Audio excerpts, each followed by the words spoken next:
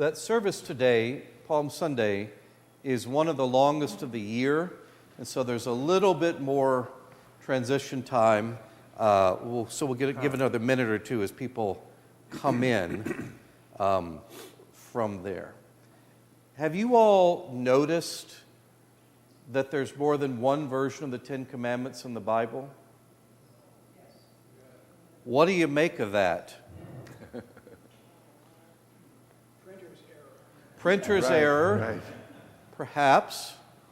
What else might be going on? That there are two. There's one in Exodus that we're looking at, and then one in Deuteronomy. They're very similar, but there are differences.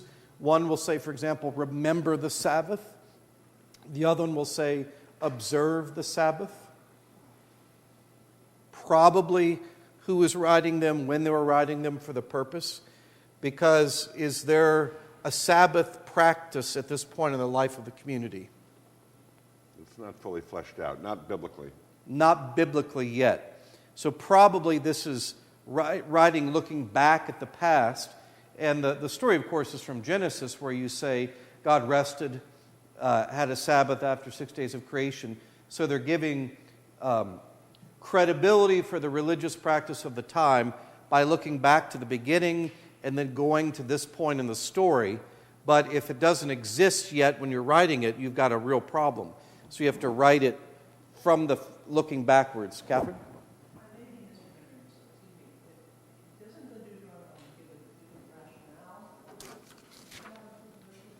So glad you asked. Exodus. Can you repeat the question? Is there a different rationale for the Sabbath, observing the Sabbath in Exodus, Deuteronomy? Exodus says, remember the Sabbath day to keep it holy. 6 days you shall labor and do all your work, but the seventh day is the Sabbath of the Lord. That's Yahweh, your God. In it you shall do no work, you, nor your son, nor your daughter, nor your male servant, nor your female servant, nor your cattle, nor your stranger who is within your gates. For in 6 days the Lord made the heavens and the earth, the sea and all that is in them, and rested the seventh day. Therefore Yahweh blessed the Sabbath day and hallowed it.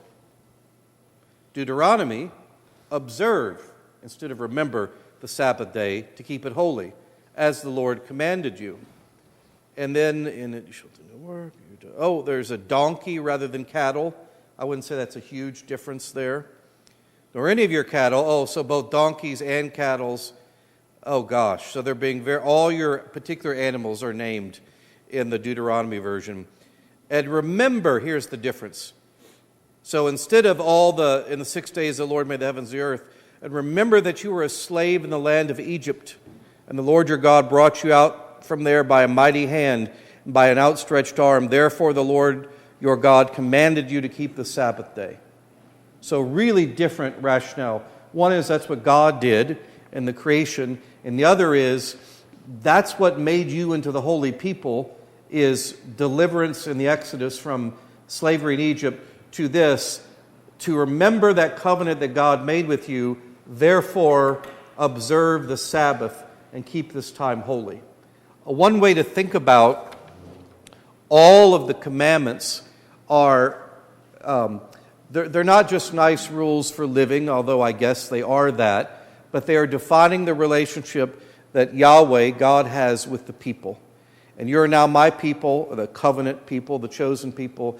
Therefore, here's how you shall be in relationship with me. And those first 4 commandments we talked about last week are defining of that.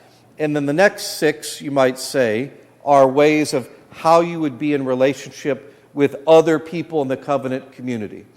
This is not the heights, the aspirations to which we reach for being good, moral people or being faithful. You could say it's more the floor or the bare minimum of here's what God, Yahweh, expects from you. Charles, you wanted to ask a question. I was going to say, the word keep appears, and keeping the Sabbath, I've heard, and keeping the commandments.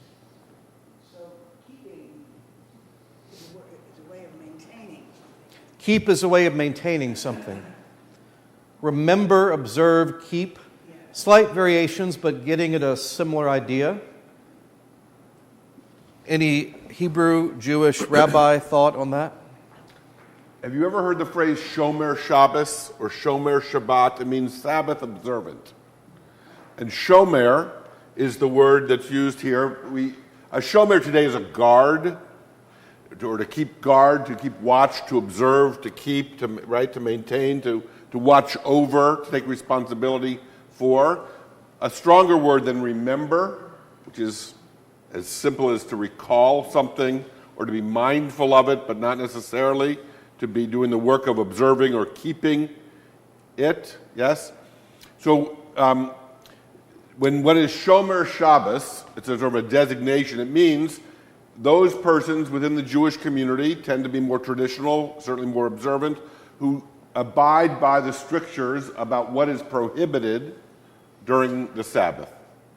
There are 39 categories of work, about spending money and building things or initiating a fire or engaging in certain activities that are prescribed, and that's what's understood by way of keeping or observing, which suggests that at the time that Deuteronomy was written, there was a more fulsome compendium of strictures or how we go about observing the Sabbath.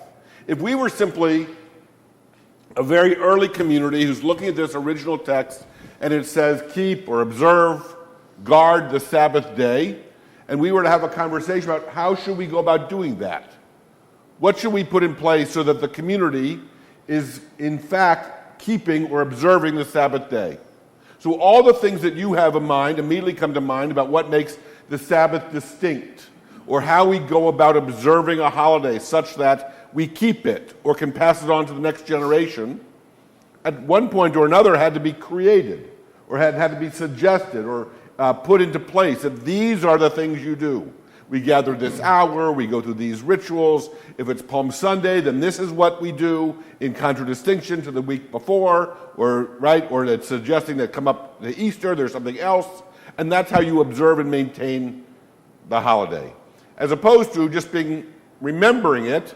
Don't forget that next Sunday everything's closed because it's Easter, right? Don't forget that next week we're having the NFL draft, so you don't want to drive through downtown. Remember that, So observe is clearly, or keep something, is actually do something that will build the muscle memory, that will be observable such that you can pass it on or you can demonstrate or model it. Does that make sense?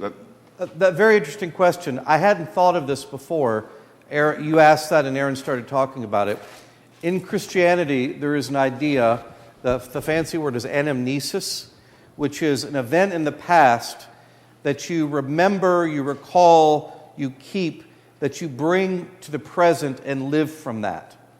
And so the classic example is when we celebrate the Eucharist, Communion, Lord's Supper, we're not just telling an old story. And so when, coming up here, a Thursday, I guess, when we're having Jews will have a Passover Seder, they're not just telling a cool story. What's happening in that story? We're reenacting as if we ourselves went forth from Egypt. Which imagine it as if we ourselves went forth. And there's even a part, if you've been to a Passover Seder, and there are lots of different ways of we're sort of precipitating the telling of the story or the locating of yourselves within the story. There's a story about 4 children, one of whom asks this question, one of whom asks the other question, the third question. There's one who doesn't know how to ask. And to each of these different questions, you have a different response to meet the person where they are in order to relay the story. Say the word again. Anamnesis. Anamnesis. Put yourself, you're a participant in the story. So how we tell that, so that's Passover Seder is specifically created so you remember where you come from. And where you come from is Yahweh God called you into a people as slaves, and then all the stuff that followed that made you God's people. We say it, on the night he was handed over to suffering and death, our Lord Jesus Christ took bread. And when he given thanks to you, we retell the Last Supper to participate in that and to live from that as the present reality. That's who we are formed as a people. And we do a similar thing. Some families make a really big deal about celebrating Christmas, and they decorate or they do Thanksgiving, or you might do anniversary, your child's birthday. but the religious aspect of it is much more defined. It tells you who you are, that you participate in this original story that you live from in your life today. So all these commandments are not just really important moral things you should put on the wall of a classroom, but they shape when we remember, keep, guard, mark, learn, inwardly digest. That's an old prayer we used to do. That they shape your life in a relationship to God. Charles? Animesis, is that part of a root of animate? Yes. Say it again, Catherine. Mesis is memory. It's like To, supercharged memory. to remember again, to make it present. Remember again, but with like who? Yep. There's I was among these 4 children that asked these various questions in the midst of the Seder. There's one who asks, "What is all this to you, but not to me?" Counting themselves out of the story, and the rejoinder or the response is that had you been there at the Exodus, you would not have been included if you don't see yourself within the story. The idea being, right? It's all well and good, after building on what Jonathan was inviting us to understand with regard to the Ten Commandments, that it's a floor or a minimum, not stealing. Good, you didn't steal today. Not terribly impressive, but we're grateful that you're not a thief today. You didn't kill anybody today. Okay, good. You had Yet. a good day. You know, it's not terribly remarkable that you didn't do those things, but we're grateful. Yes, right? But if in making a decision about whether to violate a law or an ethical something, whether or not someone would be aware, and if you're mindful that I don't do that because I'm faithful, or I'm in covenant with, or God wants me not to do that which is tempting, or that which would satisfy me, no one would know, I'd get away with it, but we're conscious, well, that's a different level of awareness. It doesn't make the decision better. It simply locates you in the narrative or in the relationship in a very different way. Make sense? It sort of elevates your consciousness, which essentially is what this is about, right? It's sort of elevating our kind of, sort of stepping into a marriage. You can be living together and behaving as if you're married, but when you get married, there's an elevation of consciousness. There's a, right? Something more is being demanded of you, or you're taking on a sense of relational responsibility in a different way. And that's ultimately what we're trying to do, is elevate our experience of this mundane, quotidian life that is our daily bread. But if we understand that there's something else going on here, well, that's more better, right? That makes it more, that's a category I have, more better. It's that much more meaningful. It's that much more relational. Right? We see ourselves in the story. We see ourselves in relationship to God or one another, or we've given it a theological, patina. It's deeper than that. The context. We're making sacred, because that's what all this is doing. That's good. In marriage, it's a ordinary relationship, and the story, the gospel story used in a wedding is referenced is the first wedding at Cana in Galilee, or I should say first miracle at the wedding in Cana of Galilee, is Jesus turns water into wine, something common, ordinary, into something holy, set apart, when God is present in it. And that is the idea of all the sacraments, of this participation in this event that makes you holy and calls you into a new type of life. Now, you may not like that. I heard a guy was talking, said, do you know that 50% of marriages in America last forever? Oh my God. Don't you get the joke? You're stuck with this person forever. 50% of marriages in America last forever. Wow.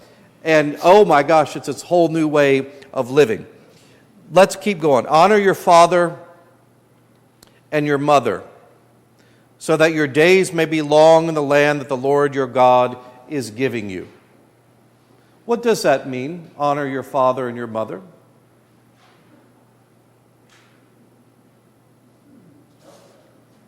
Help them, particularly in their old age.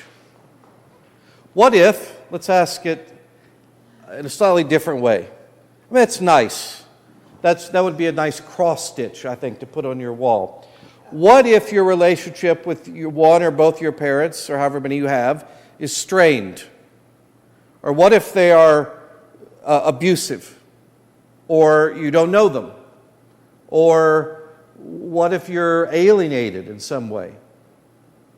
Or what if there are these, I don't know what a normal family is, but most of them seem to be dysfunctional in all sorts of ways.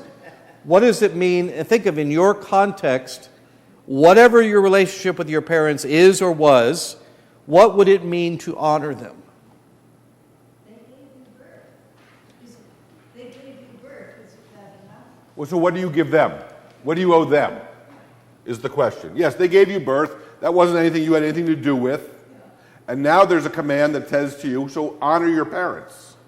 So what is being asked or what's expected? That's the question.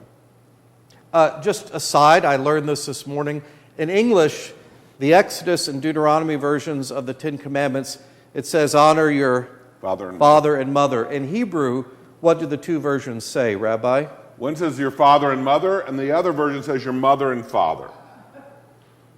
Typically, when that happens, sometimes it describes Moses and Aaron did this and thus to the Pharaoh, or afterwards, and other times it's Aaron and Moses. And usually that's understood or explained away as suggesting, well, they're of equal value, where they both were significant in this particular telling of this story. We shouldn't think one had more prominence than the other. And so we have the two versions.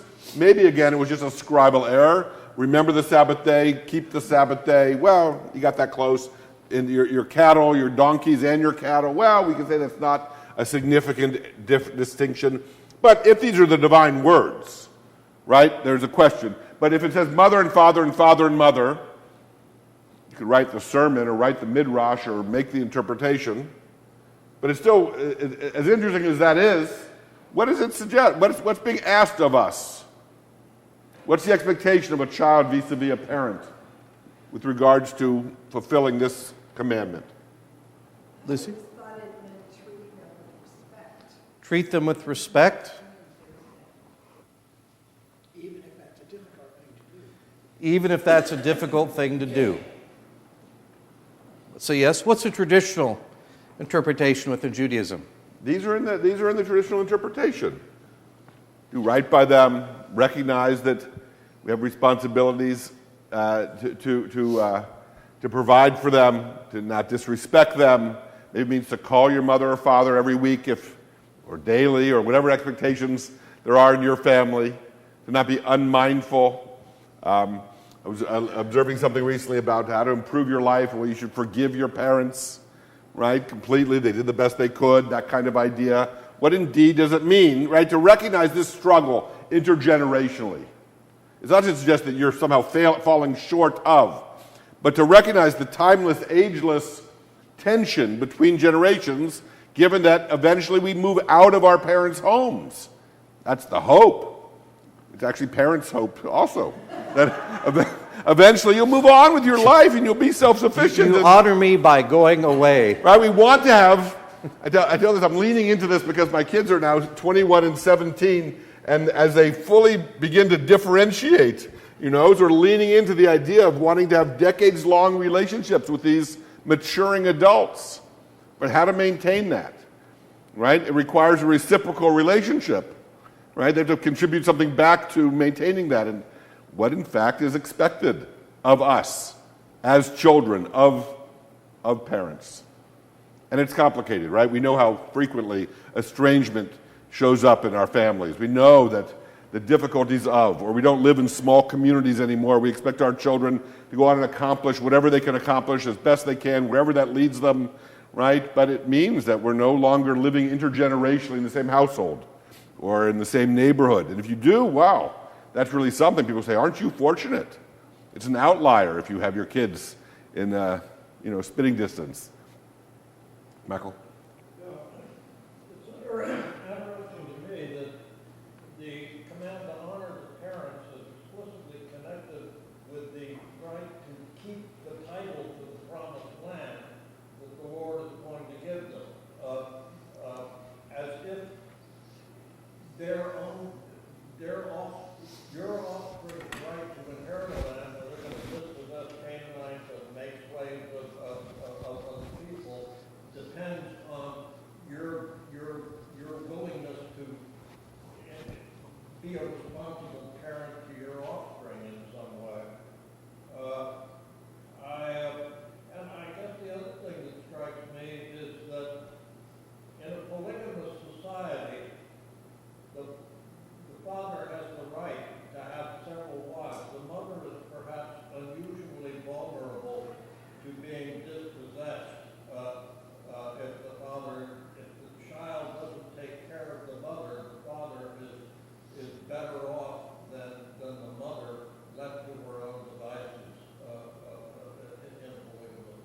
Do you want to restate that for the first part at least? The first part of Michael's comment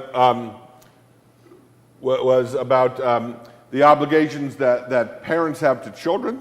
Well, it's the inheritance of the land and living in it well is conditional on your faithfulness to the commandments, particularly this one, to honor your father and your mother.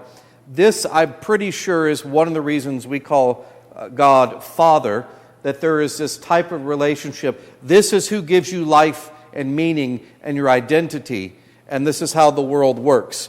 Now, in that same logic, it doesn't say it, but I think it should be understood, how God, the Father, Yahweh, is to treat the people is how a parent, mother, father, would also treat the child. With love, with correction, but that's the model relationship, and so there's the earthly one and the heavenly one to reduce it there. But that's the logic that's internal. But it is conditional, because all this is conditional on being faithful to the commandments, the larger covenant relationship. And this is an integral part of that relationship. That is how I've understood that. What Michael's pointing out, if you look at the text, is that this commandment, certainly in contradistinction to the ones that follow it, is provided a rationale. Honor your mother, it says, honor your father and mother so that your days may be long in the land that the Lord is giving you. And then we have, you shall not murder, you shall not commit adultery, you shall not steal, you shall not bear false witness. But this command about parents references that it's not quite, I guess it's causal. If you do this, or such that you do this, such that you honor your father and mother, then you'll benefit in this way. You'll live long in the land. What if we understood this command to be, yes, honor your father and mother. And so in our mind's eye, we picture these two persons who are your father and mother.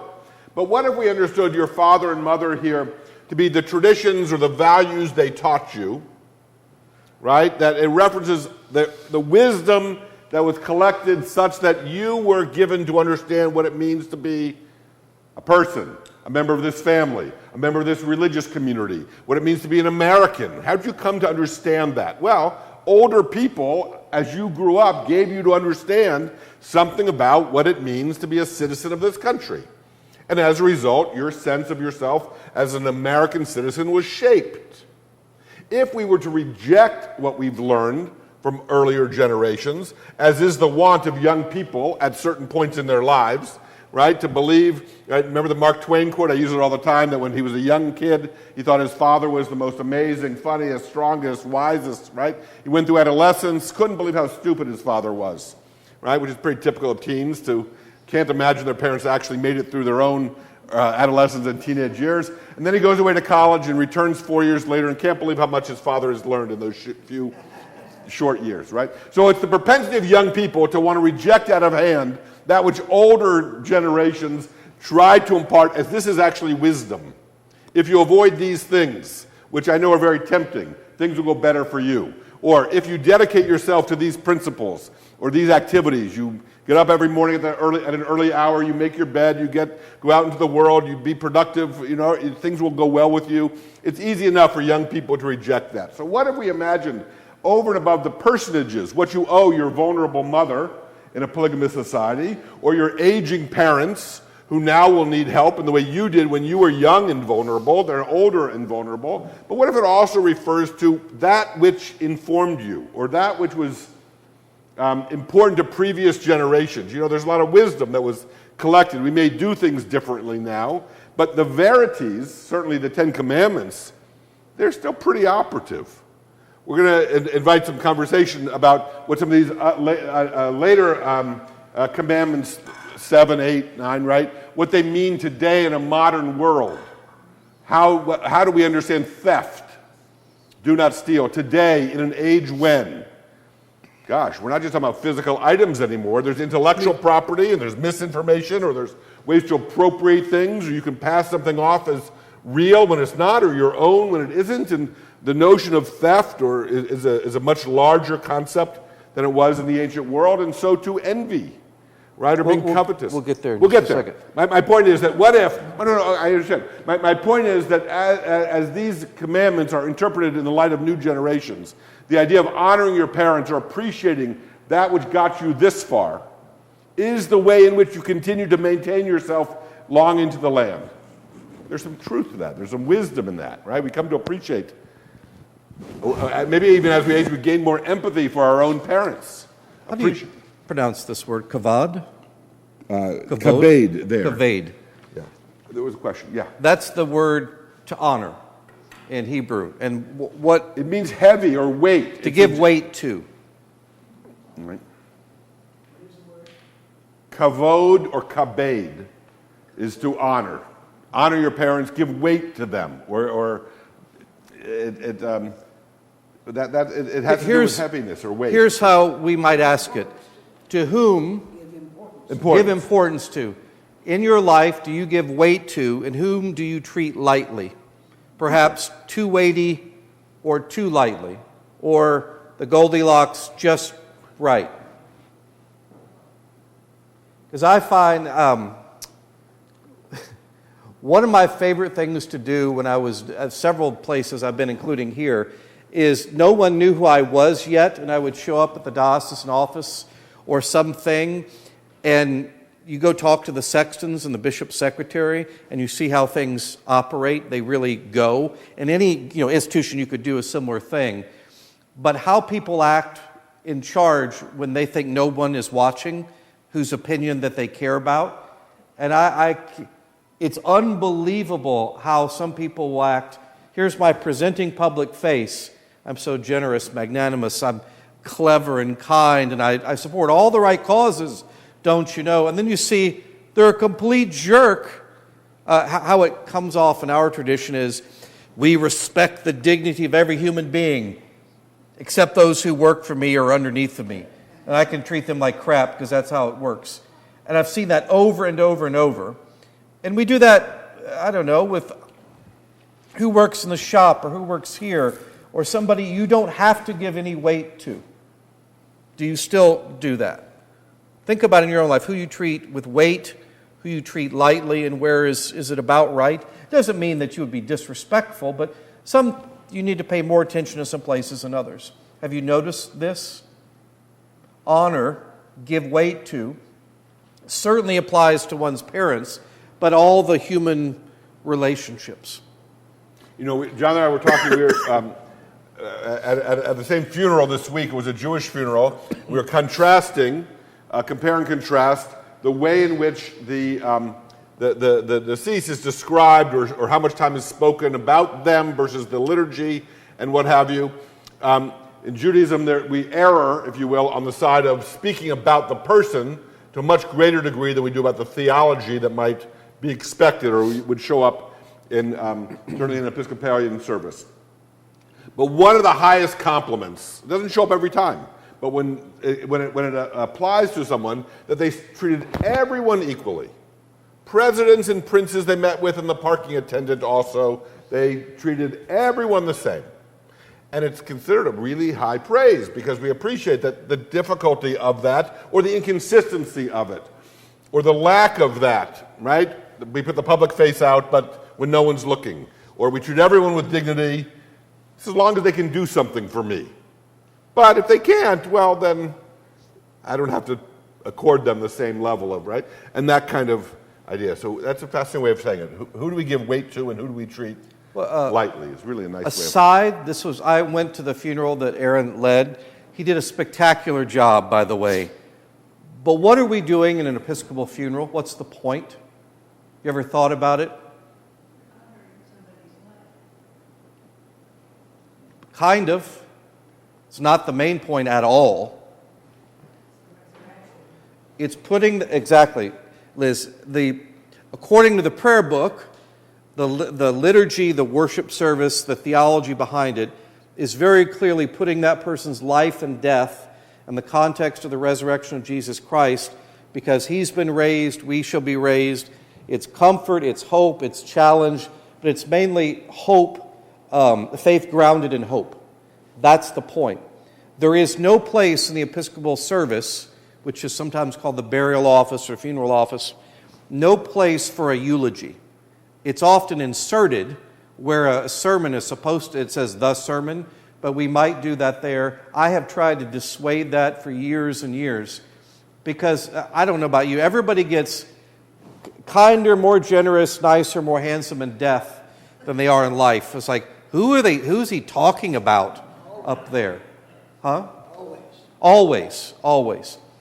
And there isn't a place, now one can honor that person's life, but it's a proclamation of faith more than about that particular individual.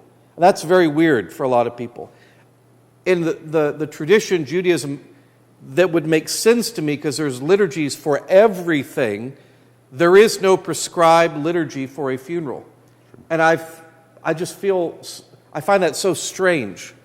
So they'll walk into the service, here's a prayer card with Hebrew in it, the mourner's Kaddish, no translation in English, and I would say 2/3 of the people didn't speak Hebrew that were at least, right, including half the Jews at least. And people are talking, and then Aaron stands up front and then gave a very nice 15-minute sermon. Eulogy sermon, right? Eulogy sermon, and then 3 other people got up and gave a eulogy-ish thing. And then there was another eulogy by Aaron, or what would you call a reflection? Yeah, so wrapping it up. But it's about the person and not theology. That's really the distinction. And then a prayer, and then the mourner's Kaddish. Right. And then we're done. And it's so really different experiences of what we're doing there. Charles. This is particularly difficult for both of you in a case where you don't know the deceased. Yes. And someone visits with you and in 10 minutes tells you how great this person was or how awful the person was. What do you do in a case? So the question is, particularly for me or Aaron or any pastor-type person, what do you do if you have to preach about somebody you don't know? What would you suggest, by the way? Talk to the family. What's that? Talk to the family. Talk to the family. I'll point out, if it's a little easier if it's mom and you've been expecting it for 20 years, but it's often very hard. I just loved her so much. She was so wonderful. She was always there for me. Okay, what do you do with that? Because I'll say some version of that is what you get. Tell me what you love most about mom or your sister or whomever. And then if you get people telling stories, it's much easier. Plus, a story is easier for a person to remember than a bunch of, she was really good at flower arranging and she loved to spend time with her grandchildren. What grandparent doesn't love their grandchild? But making it real and personal is in the story form. That's what we try to do. Is that what you tried to do? Try. I'm about to experience this exact thing in a few weeks. Somebody I've never met whose relative died here, not churched, and I'll get a couple stories and I'm supposed to talk.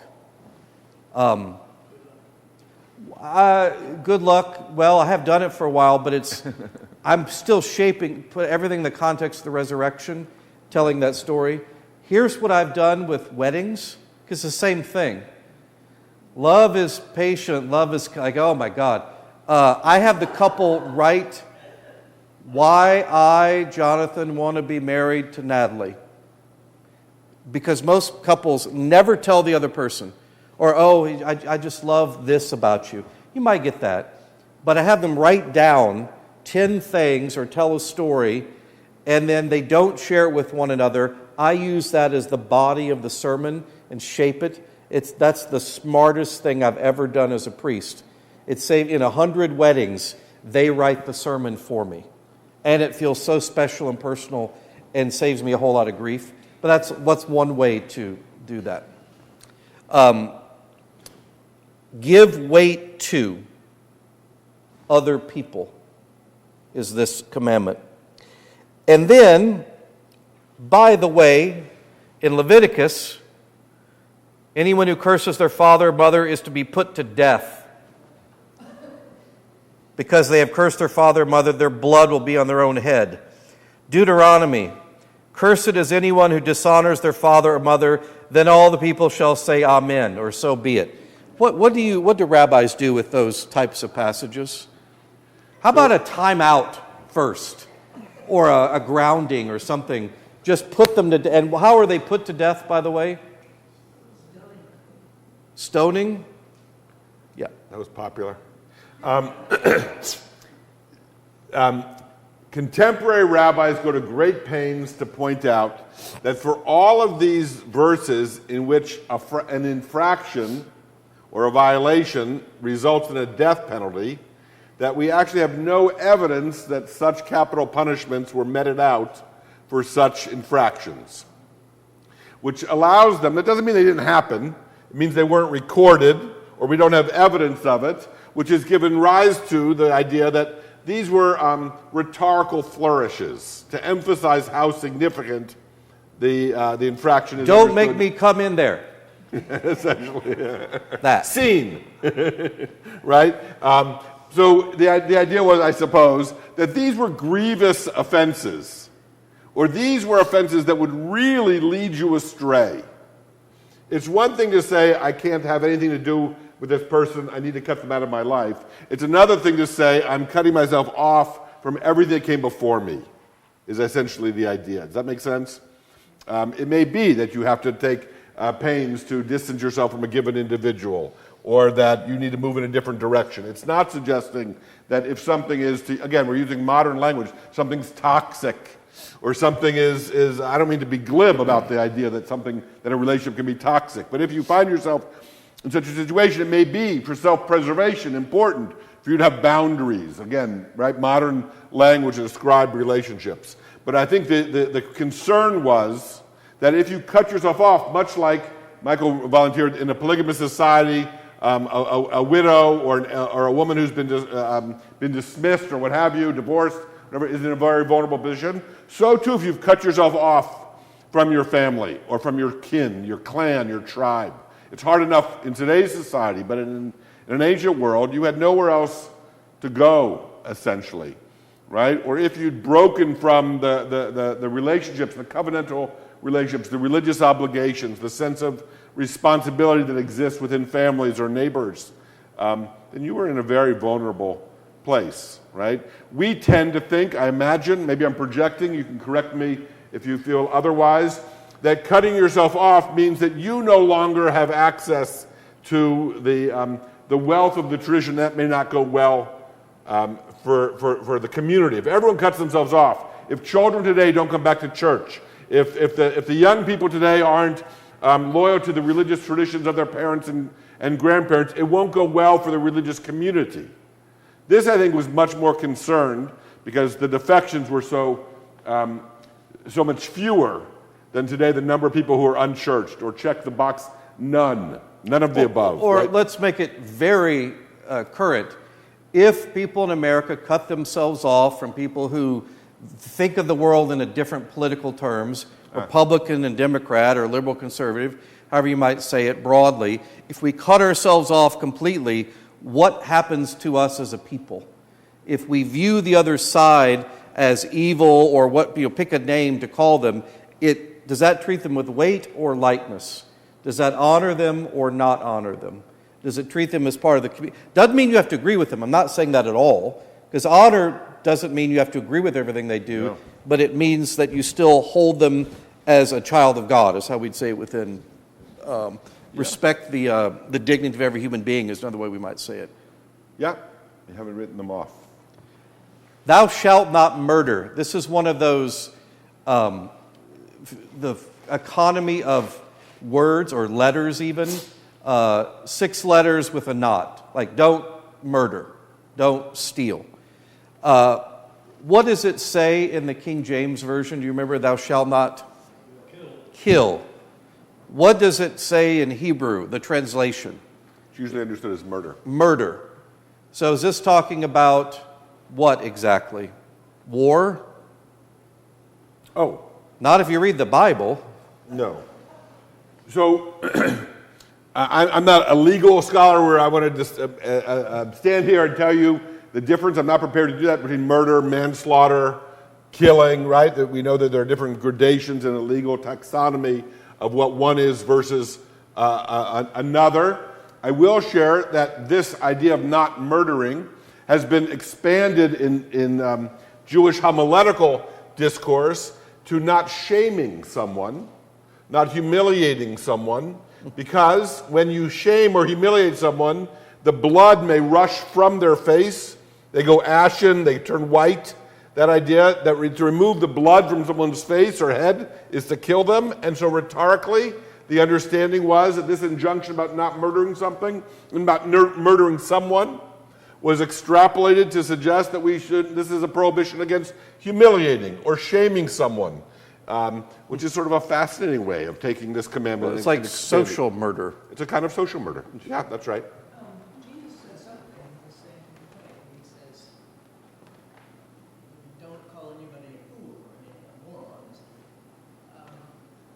You'll be liable to the same punishment. She said, Jesus says, don't call somebody a fool or moron, different translation. It gets at that same idea. It's how do you treat people, again, when nobody's looking? Are you honoring the divine presence with them? They're created in the image of God, or not? Are you using them as a means to an end, or something else? These are different ways of talking about the relationship the individual has with God, one-on-one, and then the God and the community, and then me to other people. It's all those different directions moving. All starting with the relationship with Yahweh and then spreading out. So if you say, well, I honor that person even though they're just a total idiot, probably you're not honoring them. Again, doesn't mean you agree or have to be best friends forever, anything like that. But I totally think what they're doing is wrong, but I'm not going to try to shame them. I'm not going to call them names. I'll just say, I disagree and I think what they're doing is evil. That, I think, is still reasonable, but other things get into, you get caught up in the anger, which leads you down a path. You're going to... Right. Or to distinguish between the person and the actions. It's not the death of sinners you seek, but they change their ways, that notion. Or defining someone by the worst thing they've ever done. I'm thinking of cancel culture, right, where someone's publicly shamed in such a way that the goal is to make sure they never work in their career again, or they never have social respect, or right, they're defined by a particular activity or action or words that they spoke, and there's no forgiveness. It's a kind of death. Right? Yeah, remembering somebody for their worst action is simply easier to do. How would you prefer God thinks of you? On your worst, most embarrassing, humiliating day, or your most awesome, proudest, generous day? Could you try to do the same thing for other people? Well, I would prefer it for me, but other people should have a different standard, I think. Is that reasonable? I want God to think the best of me, but that's how we tend to think. Oh, gosh. Capital punishment, is that permitted within the Hebrew Bible? Yeah. It's there. You shall not commit adultery. You shall not steal. Can I tell you about the adultery one? Because it's really very interesting. We have in our minds, when we think of adultery, as a wrong committed by one of two married partners against their spouse. Yes? In biblical times, the notion of adultery was very different. Let's appreciate that in an act of adultery, there are three parties. There's the spouse who strayed. There's the person with whom they have the dalliance or the assignation. And there's the spouse who was wronged. Yes? Okay. In biblical times, the one who did the adulterous activity, the wrong activity, was the third party. The man, whom was addressed, who had sexual relations with the wife, which is to say the property of another man. And so to not commit adultery was an admonition against unmarried men or otherwise married men having sex with another man's wife. The wife is not the one who is per se addressed in this commandment. It's the men who had their way with another man's property or wife. Today, we understand adultery very differently. We understand that while there are still the same three parties, it's the spouse who stepped out that did something in violation to their own spouse, and the third person, maybe a cad, maybe a Lothario, maybe the other woman, whatever it may be, is not guilty. You may not like them, they may, right? But they're not guilty in the context of how we understand adultery. That's fascinating, isn't it? We also appreciate, those of us who have been married or are married, that every marriage is, in the words of a therapist I had many years ago, its own private madness. And everyone has their own unique experience and their own understandings or agreements within that marriage that allows it to function or to work.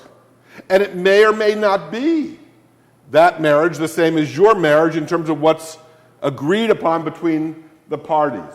So I've always felt that the notion of not committing adultery should be understood today as not being duplicitous within your relationship, or not doing that which plays your partner for a fool or treats them disrespectfully or puts them in any kind of danger or of whatever that may be. Maybe it's social or maybe it's medical or whatever it may be. And that we should understand first that the notion of adultery in biblical times is not any longer how we understand the concept today.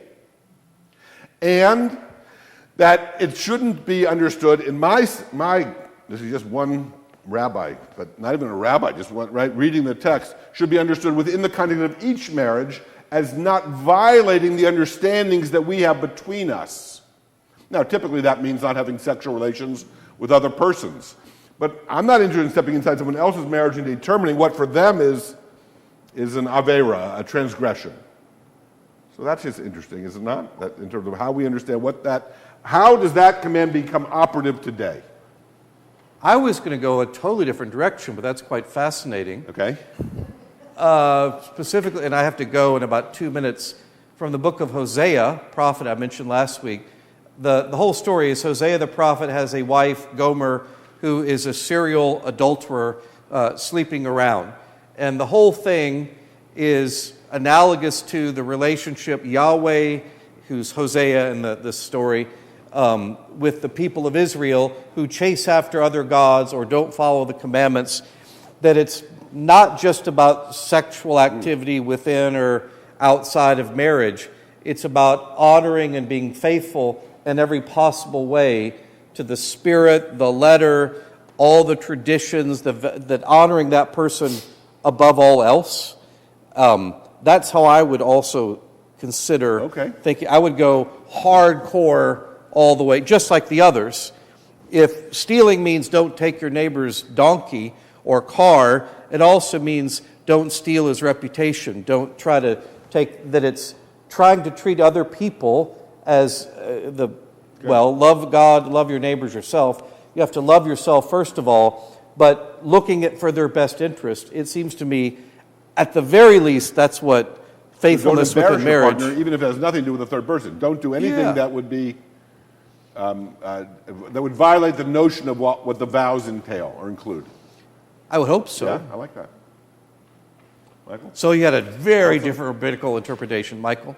Yeah, I would hardly second what Aaron said about needing to reinterpret this in the light of, and my understanding of polygamy is that it's a one-way street, and that a man can have several sexual partners, but a wife is not allowed to have them simultaneously. She is expected to be truly one man. So the notion that this is about women's rights rather than male property rights in women is a real misreading of what was being said at the time. It's not women's rights at all. It was about regulating women's sexuality, or about regulating women's sexuality in terms of male property. Correct. Correct. Allison, did you have Thank you. Thanks. The golden rule cover all of this. I'm sorry, doesn't? Doesn't the golden rule cover pretty much all of this? Yeah, so the golden rule, which shows up in various versions, but essentially in every philosophical tradition, every religious tradition. Essentially, in Christian tradition, my understanding is the golden rule is do unto others as you would have them do unto you. In Judaism, it's do not do to others that which is distasteful to you.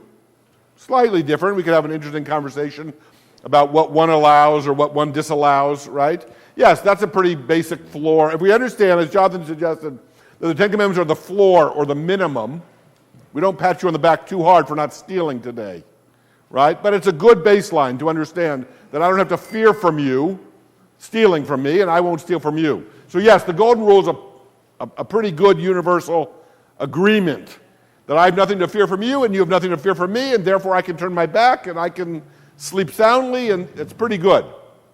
These get us to a little more detail, right? Okay, thank you all.